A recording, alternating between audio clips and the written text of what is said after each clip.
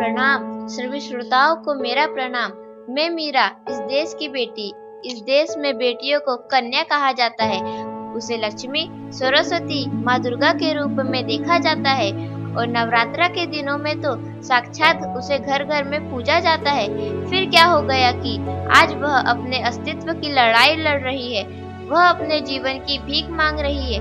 अरे, बेटी तो हर घर की शान है, उसी से घर में रोशनी है। बेटी तो घरों को जोड़ती है। तो आइए, बेटियों के सम्मान में हम एक नाटक प्रस्तुत करने जा रहे हैं, जिसका शीर्षक है बेटी बचाओ बेटी पढ़ाओ। मीरा, ओ मीरा, तुमने मुन्ना को कहीं देखा क्या? पता नहीं सुबह सुबह कहाँ चला गया। अभी उसने कुछ खाया भी नहीं, दूध भी नहीं पिया और स्कूल जाने की तैयारी भी तो करनी है। नहीं माँ, मैंने तो मुन्ना को नहीं देखा। मैं तो सुबह से बर्तन ही धो रही हूँ। माँ, मुझे भी स्कूल जाना है। मुझे पढ़ना लिखना बहुत अच्छा लगता है। मेरा भी दाखिला स्कूल में करा दो ना माँ।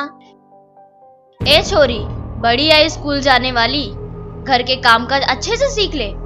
आगे चलकर यही तेरे काम आने वाले हैं। पढ़ लिख कर कौन सा तुझको कलेक्टर बनना है। जल्दी जल्दी बर्तन साफ कर। माँ जी, मीरा को भी स्कूल में दाखिला दिला दीजिए ना, उसे भी पढ़ना लिखना जरूरी है। तू चुप कर। पढ़ना लिखना ये तो केवल लड़कों का काम है। उन्हें आगे चलकर घर गृहस्थी की जिम्मेदारी जो संभालनी होती है।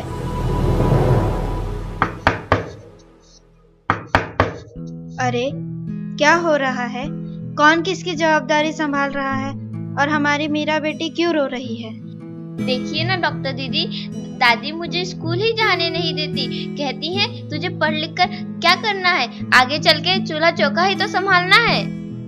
अरे, यह तो बहुत गलत बात है माँ जी। क्या आपको नहीं लगता कि हम बेटियां भी पढ़ लिख कर आगे बढ़े? आज समाज बहुत आगे बढ़ गया है माँ जी। आप किस दुनिया की बात कर रही हैं? हम 21वीं सदी में जी रहे हैं। मैं आज ही टीचर दीदी से बात कर मीरा का दाखिला स्कूल में कराती हूँ। और हाँ, मैं तो यहाँ इसीलिए आई थी कि मुन्ना को पोलियो ड्रॉप दिया कि नहीं।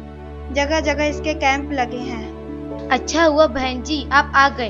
अब मुन्ना को पोलियो ड्रॉप भी दे देंगे और मैं इसे स्कूल भी पहुंचा दूंगी।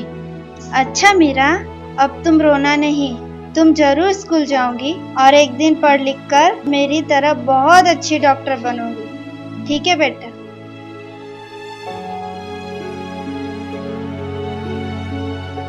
बहू, जरा एक गिलास पानी तो लाना। अभी लाई बाबूजी।